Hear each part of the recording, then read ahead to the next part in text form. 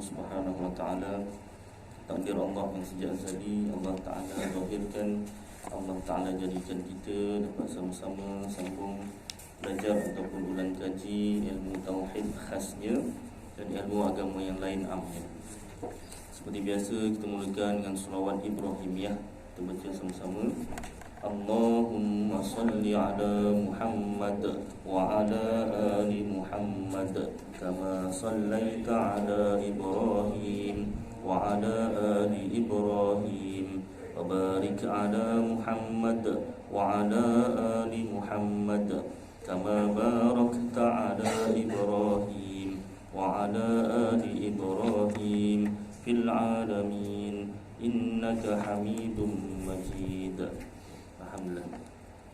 Yang berusaha Tuan Pengerusi Surau Al-Munawwarah Taman Nusa Bayu, yang dihormati Tuan Timbalan Pengerusi Surau, Barisan AJK Surau, yang dikasihi tuan-tuan imam, tuan-tuan bilal, muslimin muslimat yang dirahmati Allah Subhanahu wa taala. Alhamdulillah, marilah kita sambung membaca kitab Paku Iman dan Simpulan Iman bagi Al-Abdu Al-Fakir Al-Hakir Al-Haji Cik bin Ahmad Al-Qadahi, ulama Kedah, diselenggara oleh Khuaidimullah Anwar bin Haji Mu'ai yang berkhidmat dan bermukim di Pondok Pasir Tumbuh, Kota Baru, Kelantan. Asalnya kitab Jawi, tuan ya, dirumikan oleh penyelenggara ni lah. Baik, pada tangan saya muka surat 18 kalau tuan-tuan ada catat, kalau salah tuan-tuan surat 18 perenggan yang kedua lah.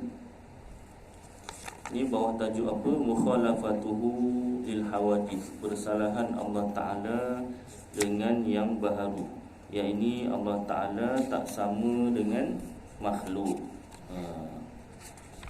Dia punya ringkasan dia tu, Allah Ta'ala tak serupa dengan makhluk, tak sama dengan makhluk. Baik. Dan bukan diwajibkan atas kita sembahyang itu kerana ia, yakni Allah, ambil faedah untuk beri kita masuk syurga. Dan bukan dijadikan jin dan manusia itu ambil faedah untuk sembah mereka itu akan dia.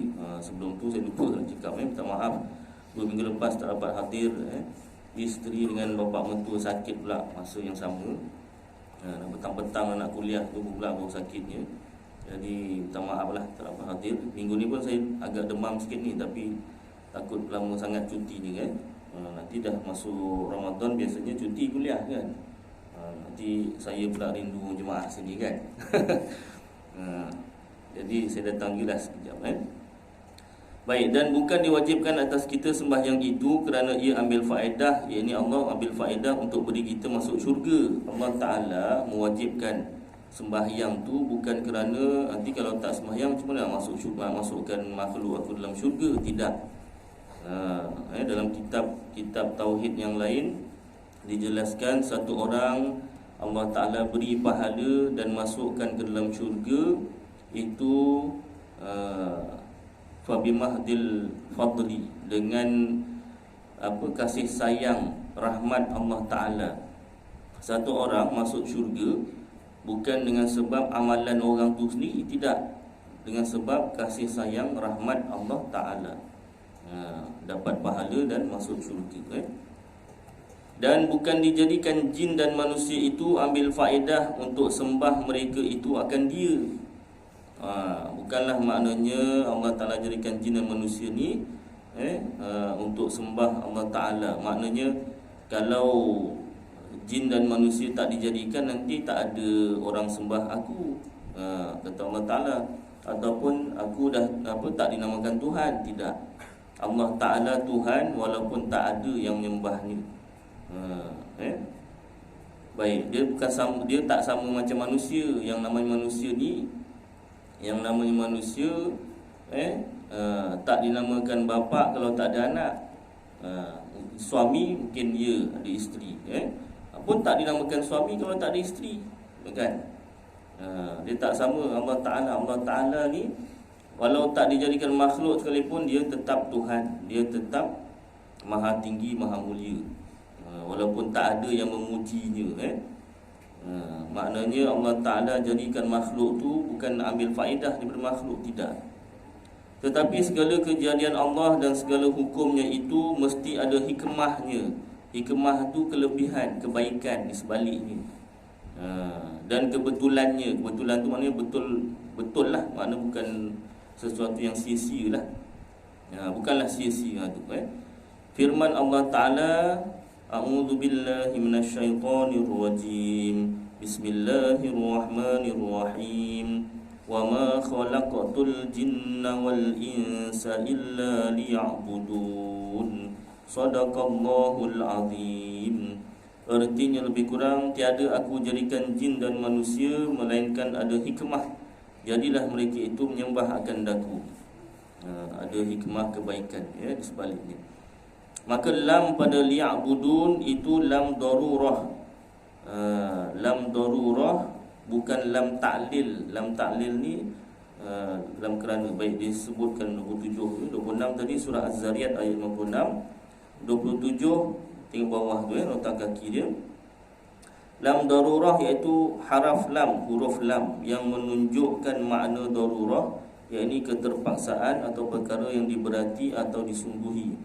Dengan makna diberati atas jin dan manusia itu dengan menyembah Allah Ta'ala tatkala sudah dijadikan mereka itu.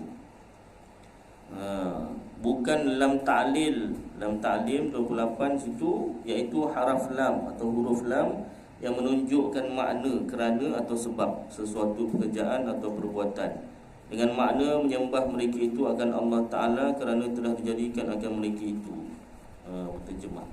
Baik, jadi Allah Ta'ala jadikan manusia dan jin itu, Allah Ta'ala mewajibkan untuk menyembah Allah Ta'ala, bukan sebab bila dah dijadikan dijadikan manusia dan jin tu terus kena sembah Allah Ta'ala. Tidak. Maknanya satu, Allah Ta'ala tak mengambil faedah lah. Tak perlu Allah Ta'ala menjadikan jin dan manusia tu untuk Allah Ta'ala tu bergelar Tuhan. Tidak. Yang kedua, Allah Ta'ala mewajibkan manusia dan jin tu untuk mentaatilah perintahnya. Bukan sebab, bukan kerana. Maknanya menyembah mereka itu akan Allah Ta'ala kerana telah dijadikan mereka itu. Bukan kenapa sembah Allah Ta'ala? Sebab kita dah dijadikan oleh Allah. Bukan begitu. Sebab kita sembah Allah Ta'ala sebab Allah Ta'ala mewajibkan dengan kewajipan taklifi itu. Tak berfaham Ustaz? Tak apalah. Jadi yang penting, yang pertama tadi itu, Allah Ta'ala tak mengambil faedah daripada makhluknya. Baik, macam makhluk bersalahan tak sama. Contoh macam kita buat kerusi, untuk apa? Untuk duduk.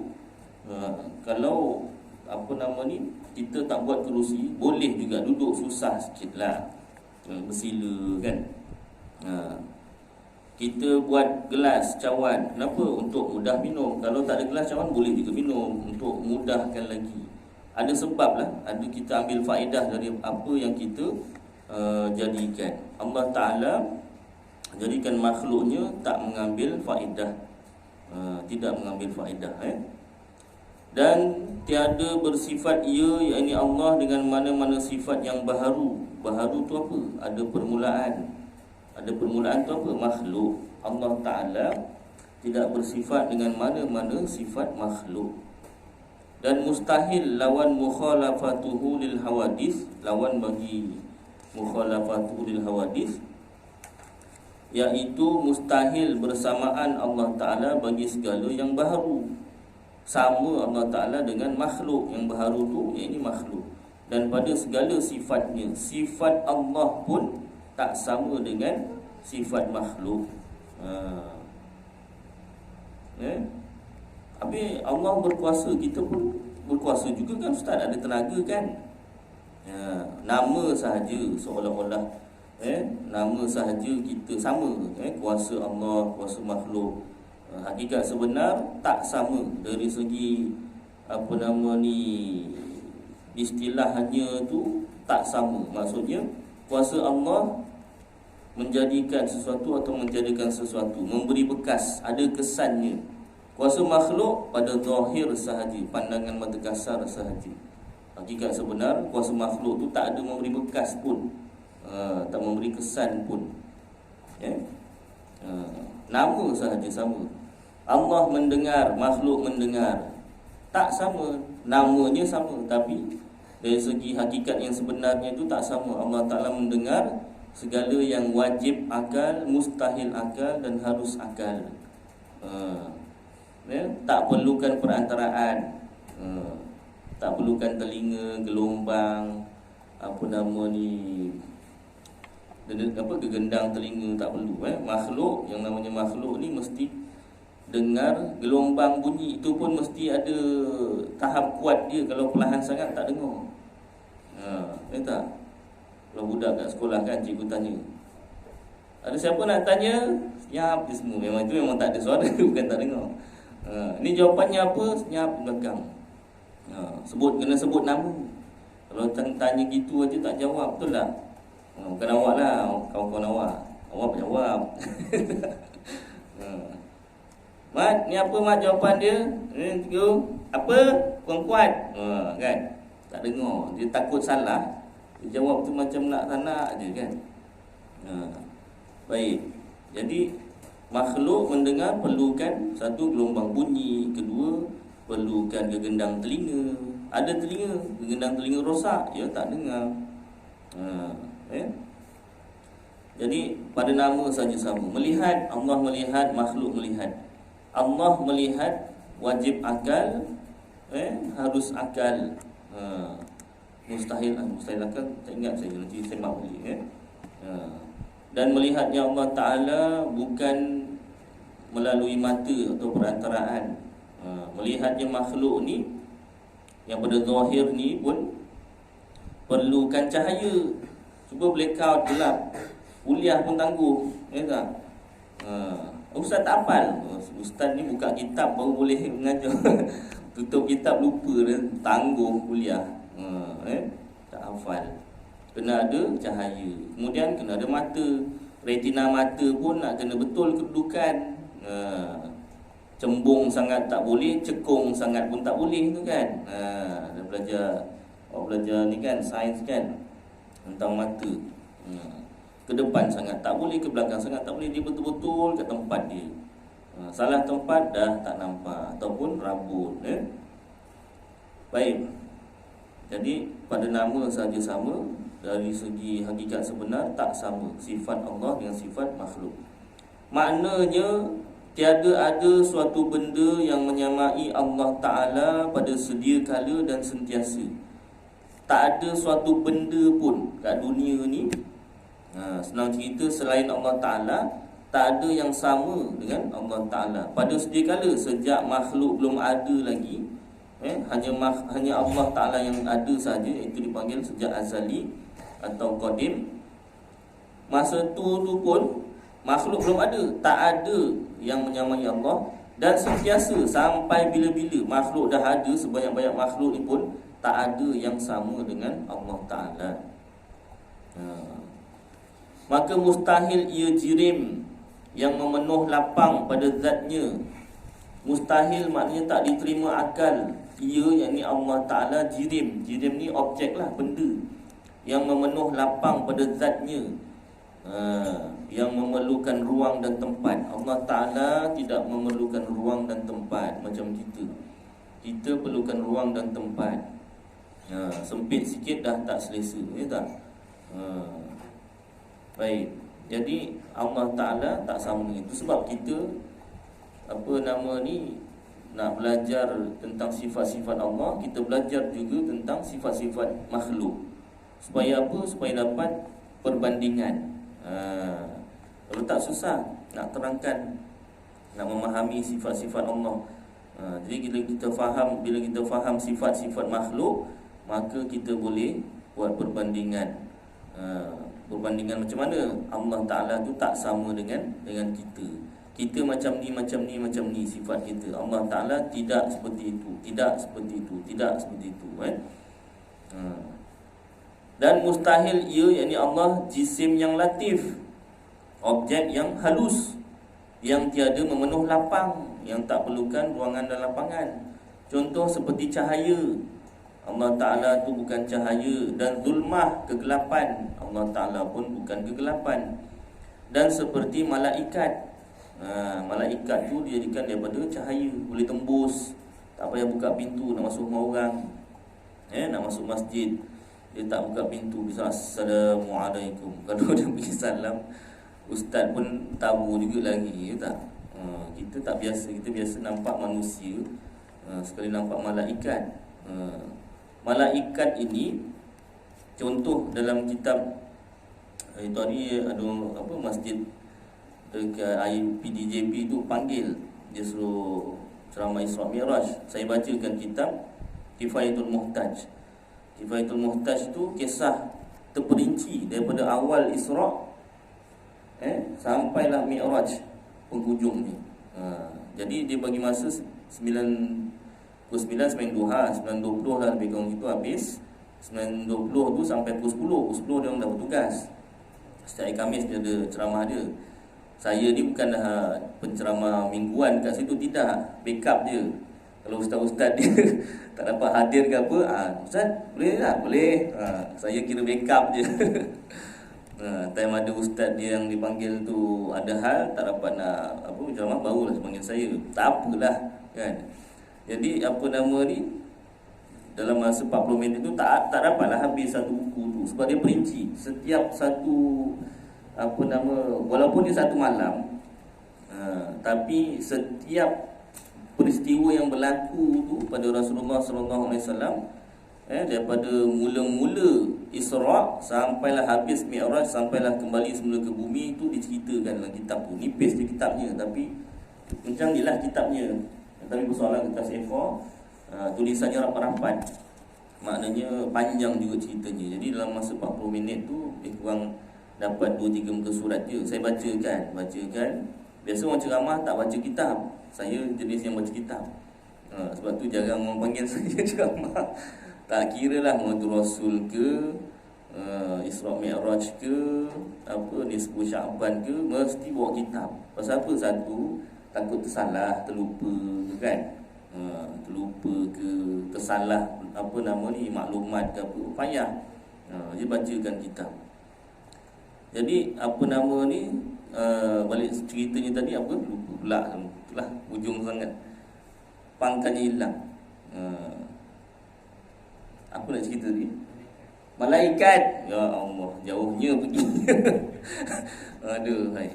Jadi dalam kitab tu disebutkan ciri-ciri malaikat Jibril. Malaikat Jibril pernah menunjukkan dirinya yang asli, yang sebenar,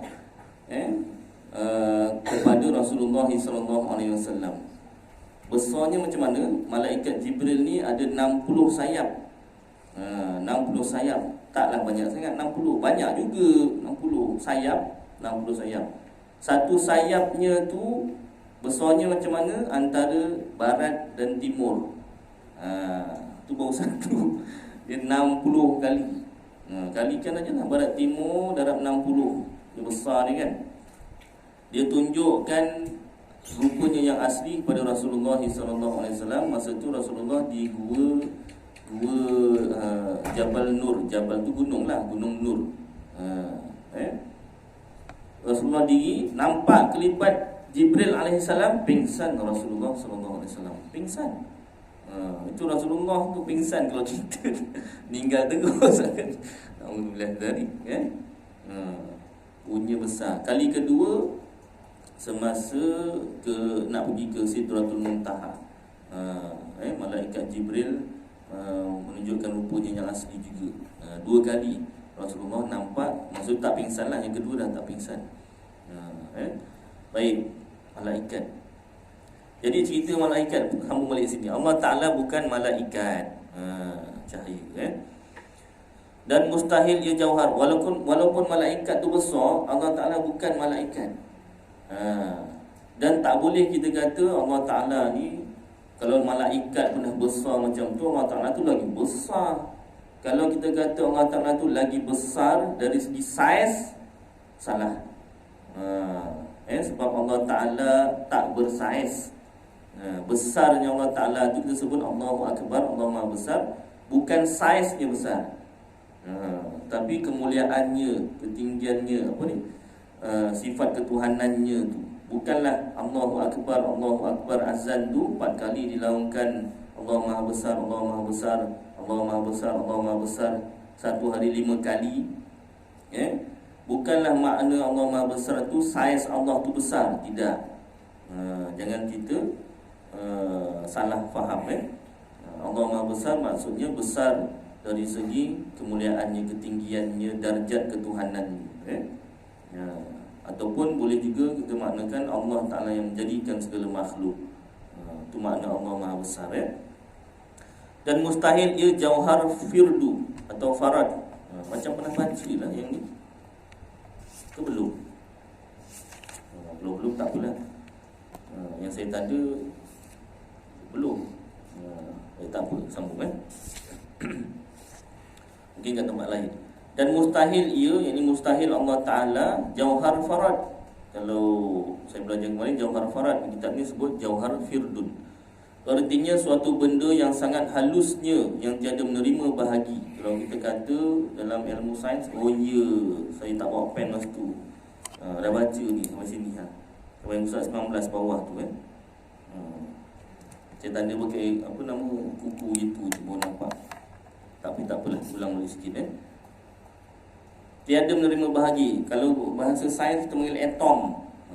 Ataupun kalau tak silap, atom tu pecah lagi neutron dengan proton. Betul ke? Kalau tak silap dari segi sains kan. Neutron dan proton, ada 2 lagi sel itu kan. Jadi bukan proton, bukan neutron. Allah Ta'ala bukanlah jauhar farad, benda yang tak menerima bahagi lagi. Dan mustahil ia arad. Mustahil ia arad. Arad tu apa? Iaitu sifat yang berubah-ubah, sifat makhluk. Kalau untuk makhluk kita tak panggil sifat, kita panggil arad. Arad tu apa? Sifat lah. Cumanya kita nak bezakan sifat Allah dengan sifat makhluk. Untuk Allah Ta'ala kita sebut sifat Allah, untuk makhluk kita panggil arad. Maknanya sifat juga. Allah Ta'ala bukan arad, bukan sifat yang berubah-ubah, sifat manusia yang tiada sah terasing daripada jirim. Maknanya arad ni mesti ada pada objek, dia tak boleh diri sendiri. Contoh seperti segala warna, putih, kuning, gerak, diam. Itulah kita dah baca ni bau, tawar, masin, pedas, manis, sejuk, panas, basah, kering, muda, tua, hampir, jauh dan lainnya. Saya lajukan saya dah baca. Daripada segala arad, segala sifat makhluk, sekalian itu mustahil atas Allah Subhanahu Wa Ta'ala. Dan mustahil ia, yakni Allah ada pihak, ada arah, maka tiada baginya, bagi Allah, hadapan atau belakang, kanan atau kiri, atas atau bawah, termasuklah tengah. Tengah tu salah satulah, daripada depan, belakang, kanan, kiri atau atas bawah. Dan tiada baginya, yakni bagi Allah, muka. Dan tiada baginya mata atau telinga. Dan tiada baginya lidah. Dan tiada baginya tangan kanan atau kiri. Dan tiada baginya kepala. Dan tiada baginya tubuh. Maka sekalian itu mustahil atasnya, yakni Allah Ta'ala. Kenapa disebutkan itu semua? Sebab benda itu semua ada dalam ayat-ayat Al-Quran yang mutasyabihat, ayat-ayat Al-Quran yang samar-samar. Kalau orang yang suka baca Al-Quran serta terjemahan, mungkin akan jumpa. Jadi ayat-ayat tersebut dipanggil ayat mutasyabihat, ayat yang samar-samar. Kenapa dipanggil ayat begitu? Kerana boleh tersalah faham. Maknanya kalau tak dirujuk tafsir. Kalau tak dirujuk tafsir. Jadi dalam kitab tafsir dijelaskan, kalau ada ayat Al-Quran wajhu rabbaka, wajhu rabbuka, wa yabqa wajhu rabbuka dzul jalali wal ikram. Wajhu, wajah, rabbuka, Tuhan kau. Dari segi makna, erti literal, makna dari segi perkataan, wajhu tu wajahlah, muka. Tapi dalam kitab tafsir Muka tu dua penafsiran oleh ulama dalam Islam yang masyhur. Yang pertama dipanggil cara penafsiran tafwid. Tafwid ni serah semata-mata kepada Allah, iaitu para sahabat. Apa makna muka wajah Allah? Kami serah maknanya pada Allah Ta'ala. Tetapi wajah bukan wajah. Sebab apa? Wajah tu muka tu dah anggota badan. Allah Ta'ala Maha Esa, zatnya tidak terdiri daripada sebarang susunan. Kalau dah ada muka tu ada susunan, ada muka, ada badan, ada muscle apa, itu dah susunan.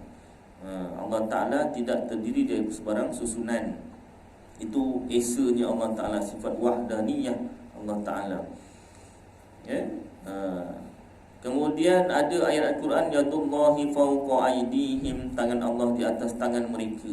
Jadi dari segi makna perkataan tangan Allah, dari segi tafsirnya tafwid serah pula.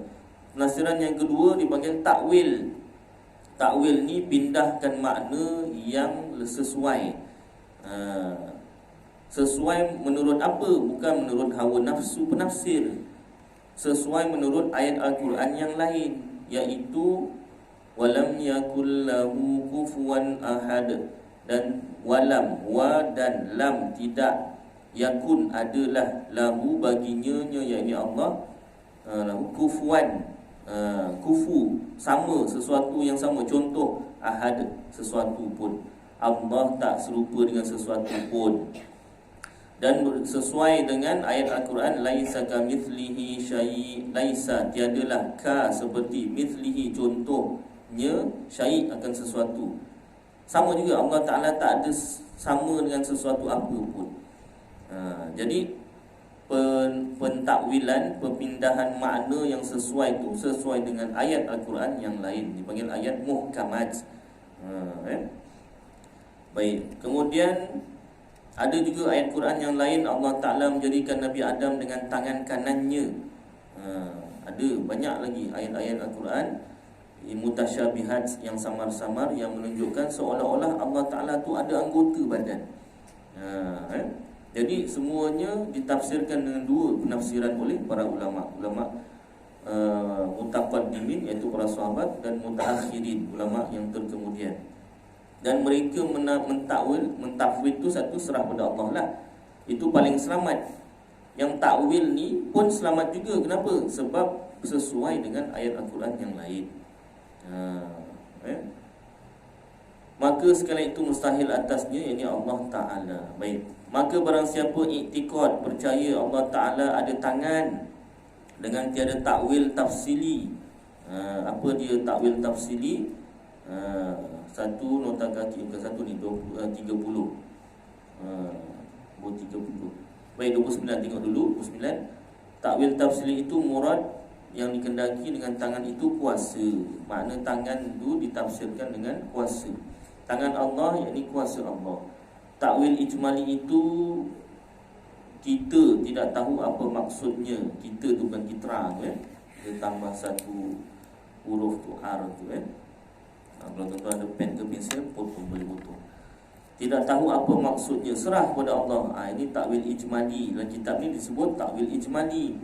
Dalam kitab yang lain, kitab tauhid, kitab tafsir yang lain disebut takwil tafwid. Bukan takwil ijmali, tafwid. Bukan tangan, mustahil semacam baharu, intaha, tamat kataan muallif pengarang kitab. Baik, takwil tafsili pula dia kata, takwil tafsili yakni memalingkan makna kalam atau kalimah kepada makna yang terlebih layak dan munasabah atas jalan perincian berdasarkan dalil dan hujah. Bukan tukar makna lain tu suka-suka hati, tidak, berdasarkan dalil ayat Al-Quran yang lain juga.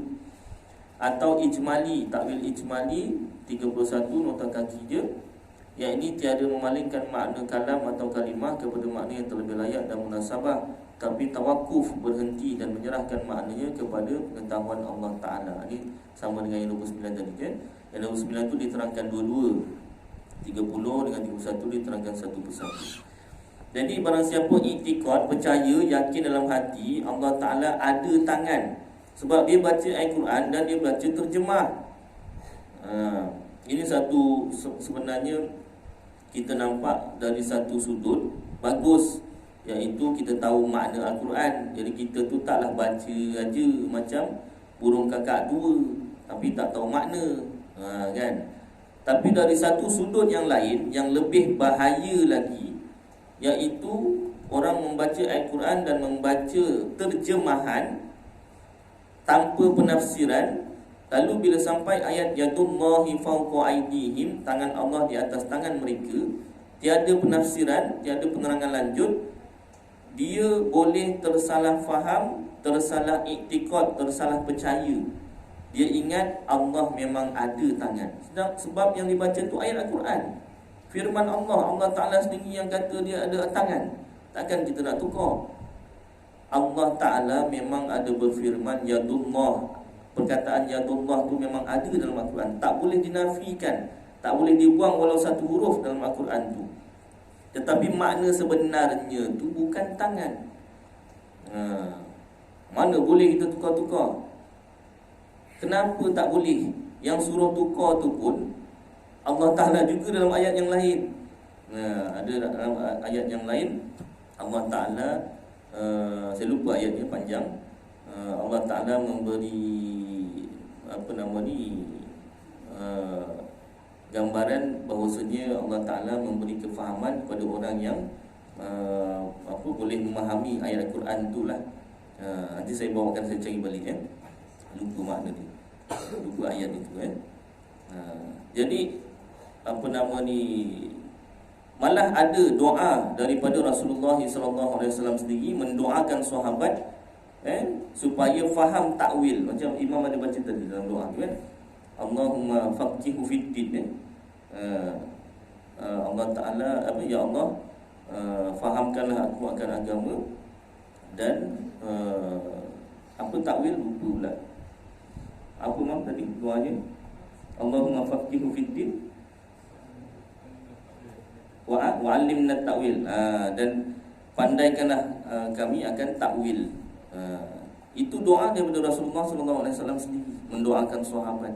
Kalaulah kerja mentakwil ni benda yang salah, benda yang menukar makna Al-Quran ataupun merubah Al-Quran, takkanlah Rasulullah itu sendiri mendoakan sahabatnya begitu. Baik. Dan satu lagi perkara, ayat Al-Quran ini bahasa Arab, bahasa yang tinggi. Kalaulah bahasa Melayu pun ada satu bab dalam bahasa Melayu dipanggil kiasan ataupun peribahasa. Apatah lagi bahasa Arab, bahasa Al-Quran, bahasa syurga, bahasa Al-Quran, bahasa kitab Allah, takkanlah tak ada bab kiasan. Contoh bahasa Melayu, kiasan kaki bangku. Tak? Dulu saya kecil tak faham apa kaki bangku. Kaki-kaki lah bangku lah, kaki bangku. Tak pandai main bola. Suruh main bola, main, tendang masuk gol lawan. Tendang ke tepi, nak tendang ke tengah, tendang ke tepi, kan? Nak tendang ke tepi, ke tengah. Kaki bangku. Lagi apa? Buta huruf, kan? Cerita Piramli tu kan. Alif ya mim, buaya jadinya. Tawa satu bulan, kah. Berwau renga, unta. Tawa. Mula-mula ada seorang tu ketawakan si Piramli, ni huruf apa? Dia kami ni tak pandai, kami sampai alif batas saja, sampai jim guru kami meninggal. Meninggal, punya alasan dia tak pandai nak menjawab. Dia buat alasan meninggal. Jadi alif batas, jim, ni huruf apa? Tak tahu. Ni huruf jim, Lepas jim ni huruf apa? Dia tak ada mata. Jim tadi ada mata. Jin mata buta. Katanya.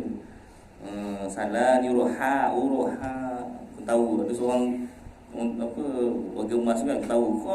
Kau main. Lepas tu huruf kha ni huruf apa? Ni matanya, yang tadi jim matanya kat bawah, ini matanya kat atas. Oh, mata kat jin pakai toncet cikgu, dia kata dia kan. Wah, kau main belakang tahu. Sekali Pak Mat ni asyik tahukan orang aja. Ni orang apa Pak Mat? Apa dia jawab lupa dah. Alif jam dia suai je kan. Ru'am. Ru'am. Wah, apa lagi lah si Puramli tahu kau sampai angkat kaki. Itulah ceritanya. Dalam ketawa-ketawa pengajarannya jangan pandang rendah pada orang lain kan. Tengok pada diri sendiri kan. Baik, dah masuk insya-Allah, nanti kita sambung ni sikit ya. Azan dulu.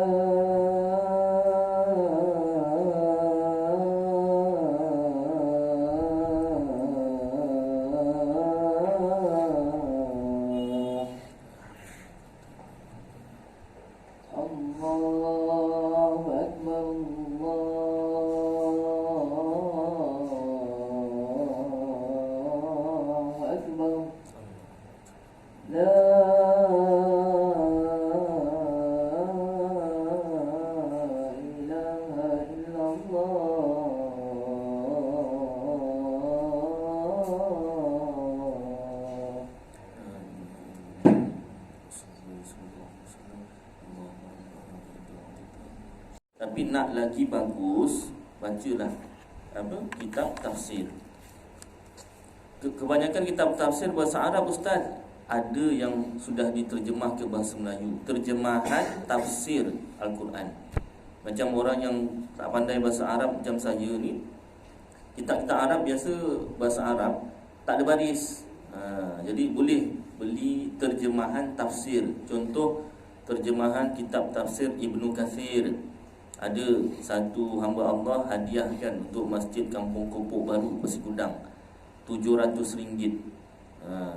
Saya ada 2-3 kali juga baca kan dalam kuliah dekat sana. Orang dah beli kan, tak dibaca, saya bacakan.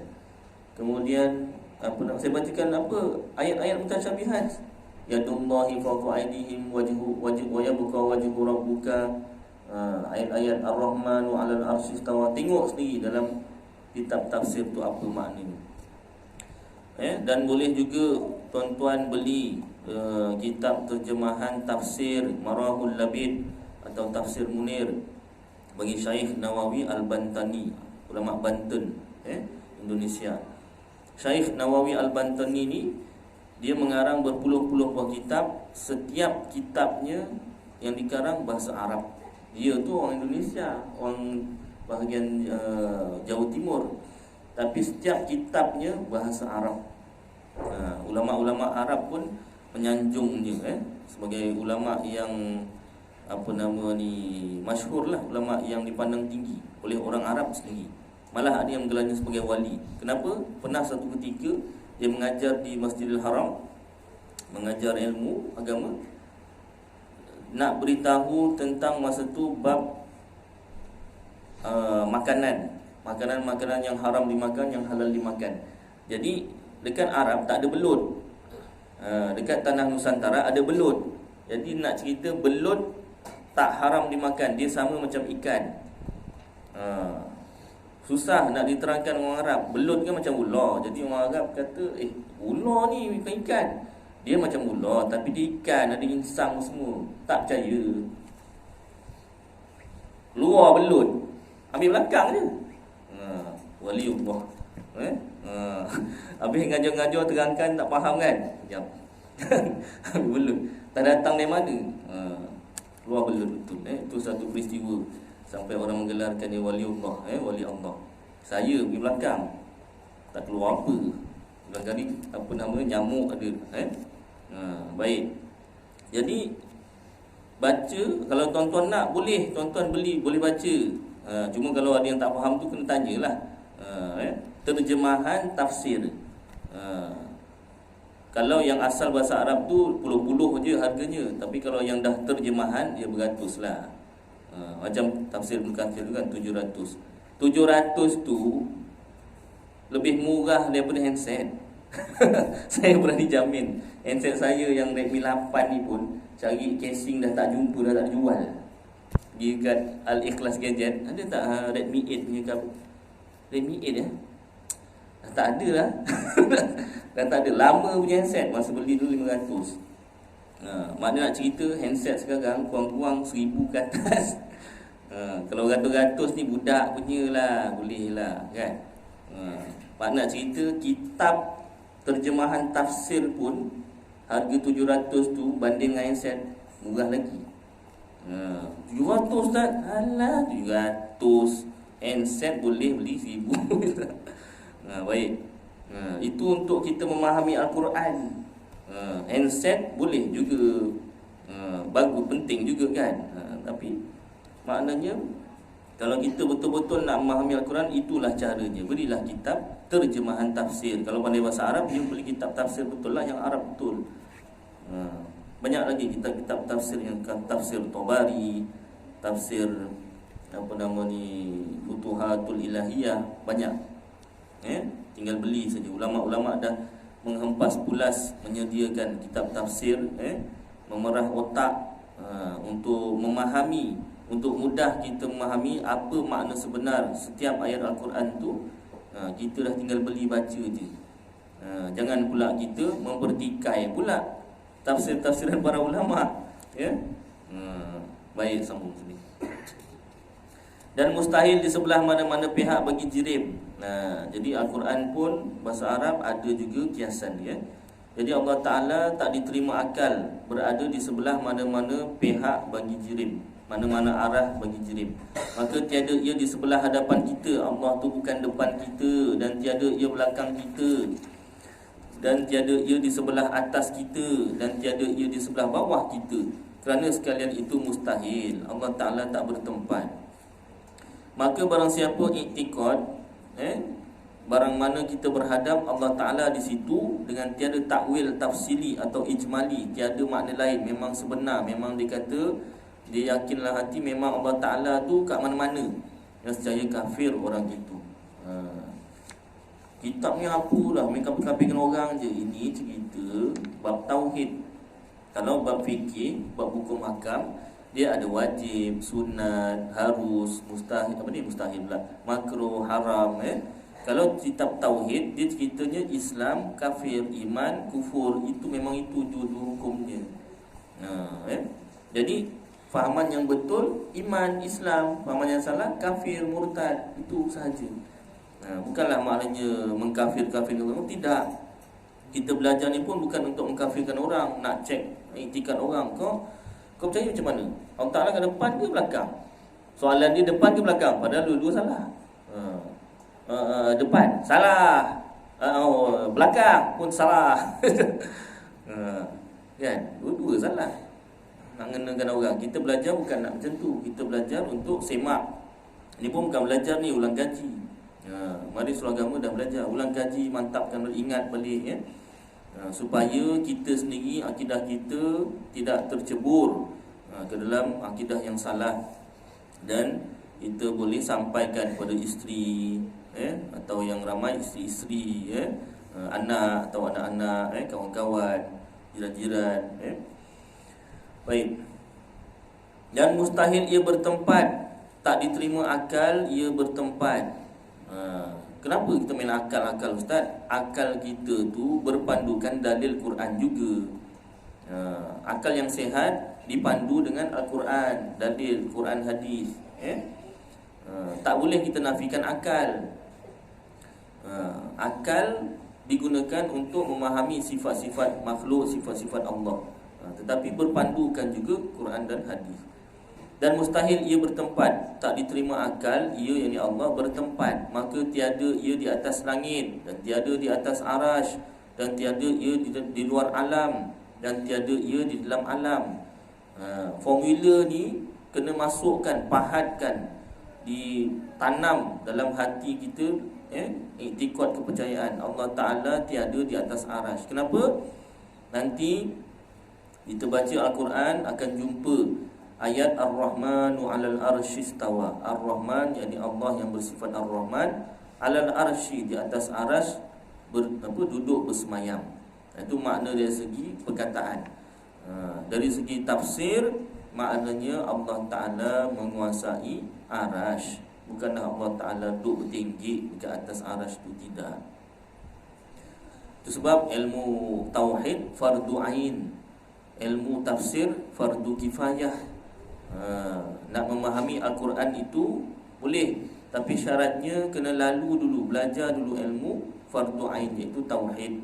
Ilmu fardu ain 3 sahaja yang termasuk dalam hadis Rasulullah. Talabul ilmi faridatun ala kulli muslimin wa muslimatin.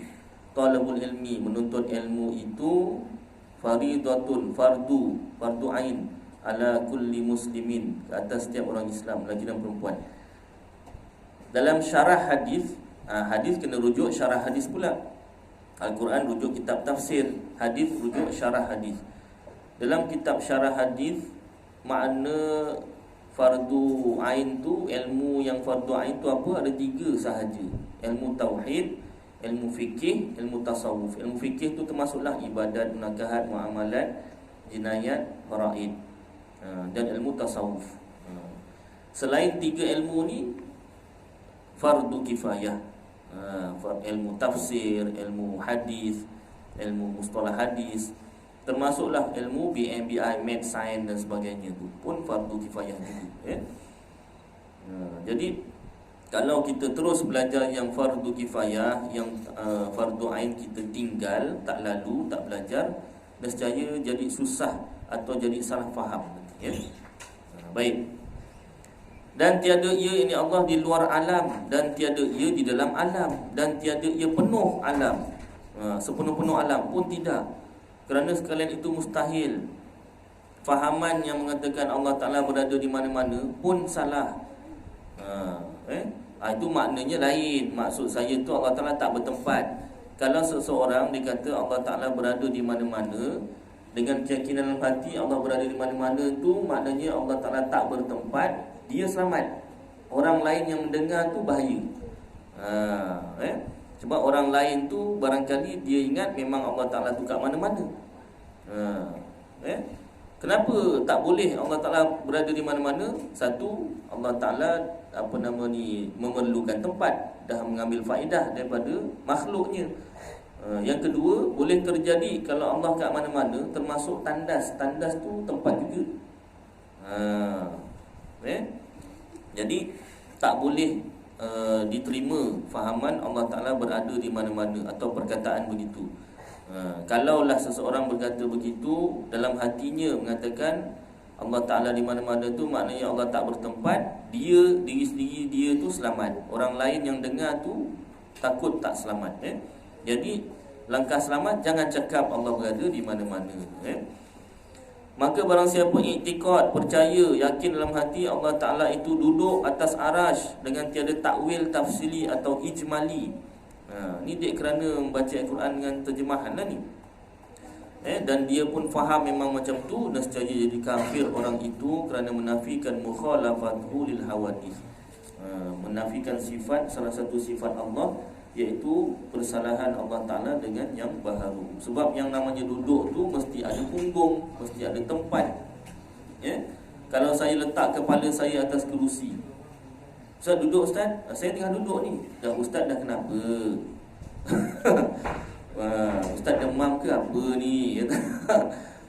Andai kata saya duduk, tuan-tuan jemput saya duduk kat depan. Jemput duduk Ustaz, kuliah, ya. Saya letak kepala saya kat atas kursi. Ustaz, itu bukan duduk Ustaz. Bukan duduk. Yang namanya duduk tu mesti punggung yang atas kerusi. Jadi kalau Allah Ta'ala tu duduk, nescaya mesti ada punggung, mesti ada tempat duduknya. Sedangkan punggung itu dah anggota badan, susunan Allah Ta'ala, wahdaniyah, esa pada zatnya, sifatnya dan perbuatannya. Kalau dah ada anggota badan, dah tidak esa. Dan bertempat pula tu, ada tempat. Tempat tu makhluk. Sebelum tempat yang Allah Ta'ala duduk tu, arash tu ada. Arash ni kan makhluk. Makhluk ni sebelum dia ada kan tak ada. Jadi sebelum arash tu dijadikan, Allah Ta'ala tu duduk dekat mana? Kalaulah Allah Ta'ala dikatakan duduk atas arash, nescaya sebelum arash dijadikan, timbul persoalan Allah Ta'ala duduk kat mana. Dan adakah Allah Ta'ala duduk ke, berdiri ke, terbang ke, macam mana? Jadi persoalan-persoalan tu tak dapat dijawab kalaulah ayat Al-Quran itu tidak ditakwil, dipindahkan makna yang sesuai dengan ayat Al-Quran yang lain. Baik, jadi barang siapa iktikad percaya Allah Ta'ala itu duduk atas arash dengan tiada takwil, tafsili atau ijmalin, saya jadi kafir orang itu kerana menafikan mukhalafatuhu lil hawadith. Apa dalil mukhalafatuhu lil hawadith? Ayat Al-Quran juga, nanti akan jumpa juga. Dan mustahil atasnya, yakni Allah, lalu masa siang dan malam. Yang lalu masa siang malam tu kita manusia, makhluk. Allah Ta'ala tidak. Dan mustahil ia bersifat dengan kecil, dan mustahil ia bersifat dengan besar, dan mustahil ia bersifat dengan tinggi.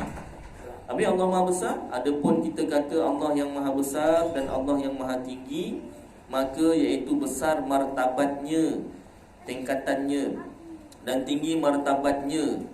Bukan besar jirimnya, saiznya, dan bukan tinggi jirimnya, tinggi saiznya, bukan.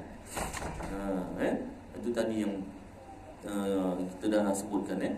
Dan mustahil ia, yakni Allah, ambil faedah bagi dirinya atau bagi makhluknya. Maka bukanlah dijadikan bumi itu ia ambil faedah bagi kita pijak atasnya dan boleh kita bertanam atasnya. Maknanya Allah Ta'ala tak perlukan tumbuh-tumbuhan tu, bumi tu untuk menghidupkan manusia, tidak.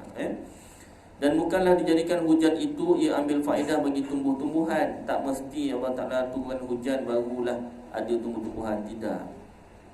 Itu sebab musabab sahaja. Dan bukanlah diwajibkan zakat itu faedahnya menolong fakir miskin, tetapi bukanlah Allah Ta'ala nak tolong fakir miskin, Allah Ta'ala wajibkan zakat. Kalau tak zakat, orang fakir miskin, Allah Ta'ala tak dapat tolong, tidak. Tetapi segala kejadian Allah Ta'ala dan segala hukumnya mesti ada hikmahnya, kebaikan di sebaliknya, bukan sia-sia. Dan mustahil Allah Ta'ala bersifat dengan sifat-sifat yang baharu, yakni sifat makhluk. dan tiap-tiap yang dapat difikir oleh hati. Kalau terlintas dalam hati kita, Allah Ta'ala ni agaknya macam awan lah. Tidak. Terus kita nafikan, bukan. Dan tiap-tiap barang yang terlintas dalam hati kita, jangan sampai kita terlintas macam tu. Maka Allah Ta'ala mustahil yang demikian itu. Dulu saya pernah ingat masa saya kecil, ada satu cerita TV, biasa TV 1 lah dulu kan, TV 1, TV 2 je dulu.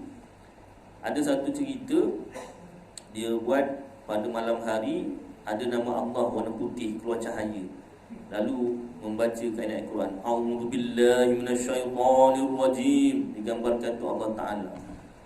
Saya cuba cari dah tak jumpa dah. Baguslah dah tak jumpa. Cuma masa tu saya tak tahu, saya diam je lah, tengok je kan. Dah besar, dah belajar, so agama semua, baca kitab. Salah macam tu. Digambarkan Allah Ta'ala tu Alif Lam Lam Ha, cahaya putih, terang. Lepas tu ada suara, A'udzubillahi minasyaitonirrajim. Garau pula suara itu kan. Nak menggambarkan Allah Ta'ala. Salah rupanya. Kita kecil, tak tahu lagi kan. Tengok je lah. Rupanya tak betul kan. Tak boleh. Pasal kalau namanya huruf tu dah, itu makhluk. Huruf tu makhluk. Suara ada suara pula tu, garau. Ada mula, ada akhir pula. Allah Ta'ala berkata-kata tak ada mula, tak ada akhir. Tak ada berhuruf, tak mula, tak ada akhir, tak ada huruf, tak bersuara. Baik, dan tatkala kita lihat Allah Ta'ala masa kita dalam syurga, itu pun kita lihat Allah mukhalafatu lil hawadis, tak serupa dengan makhluk. Bukan ia di dalam syurga dan bukan ia di luar syurga. Allah Ta'ala tu kita lihat di akhirat nanti, bukan Allah Ta'ala kat dalam syurga dan bukan juga di luar syurga. Dan bukan ia menyerupai dirinya dengan apa-apa rupa beri kita lihat. Bukanlah Allah Ta'ala tu menyamar macam malaikat tadi. Malaikat menunjukkan diri yang sebenar kepada Rasulullah tu 2 kali saja. Selain daripada tu, dia menyamar seperti menyerupai dirinya seperti manusia. Allah Ta'ala tidak menyerupakan dirinya dengan apa-apa makhluk, dengan apa-apalah untuk kita lihat. Tidak. Allah Ta'ala akan kita lihat di akhirat nanti dengan dirinya yang sebenar. Kita lihat itu bukan dengan mata semata-mata, bukan dengan mata sahaja, tetapi dengan seluruh tubuh. Ini dalam kitab Tauhid yang lain lah diterangkan dengan perinci. Kita lihat Allah Ta'ala dengan seluruh tubuh, hatta hingga dengan bulu-bulu roma kita melihat Allah Ta'ala. Bulu roma melihat Allah Ta'ala, bukan mata juga boleh melihat. Itu namanya hanya Allah Ta'ala saja yang tahu. Kita melihat Allah Ta'ala tu bukan dengan mata. Kenapa? Kalau dengan mata, maknanya Allah Ta'ala kat depan. Sedangkan Allah Ta'ala tu tak berarah dan tak serupa dengan makhluk yang kita boleh lihat ni. Yang makhluk saja yang kita boleh lihat. Paling tinggi pun makhluk halus. Makhluk yang biasa ni kita lihat, makhluk halus paling tinggi lah. Itu pun dah gigil, dah nak pingsan lah. Ini cerita ramai-ramai, boleh lah ketawa-ketawa kan. Senyum-senyum. Takut hantu. Kau dah seorang-seorang, gelap, blackout. Wah, tengok cerita hantu. Wah, ramai-ramai boleh lah. Munafik 1, munafik 2. Wah, takut cakap orang. Dia dah seorang-seorang tu kan. Teringat yang dia tengok tadi tu kan. Nak pergi kencing pun sanggup tahan sampai esok pagi. Tak sampai ngompol. Alhamdulillah jadi. Anak saya mula suka juga ikut macam ibu dia, suka tengok cerita hantu juga. Dah dia nanti kan nak pergi kencing pun takut. Dah tak payah tengok. Saya tak bagi tengok. Pasal apa? Teringat. Baik, jadi mata kita ni boleh melihat makhluk saja. Sebab tu melihat Allah Ta'ala di akhirat dengan seluruh tubuh, bukan dengan mata saja. Dah lebih 20 minit tuan. Cukuplah kadar ni. Mudah-mudahan apa yang kita baca bersama jadi manfaat kepada saya dan tuan-tuan. Mudah-mudahan dapat kita amalkan dan sampaikan insya-Allah. Aqulu qawli hadza wa astaghfirullahal azim li wa lakum wa lisairil muslimin wal muslimat wal mu'minin wal mu'minat fastaghfiru fa ya fawzal mustaghfirin wa ya najatat taibin. Mari kita baca selawat Ibrahimiyah sama-sama. Allahumma salli ala Muhammad wa ala ali Muhammad kama sallaita ala Ibrahim wa ala ali Ibrahim wa barik ala Muhammad wa ala ali Muhammad kama barakta ala Ibrahim wa ala ali Ibrahim fil alamin innaka Hamidum Majid. Wassalamualaikum warahmatullahi wabarakatuh.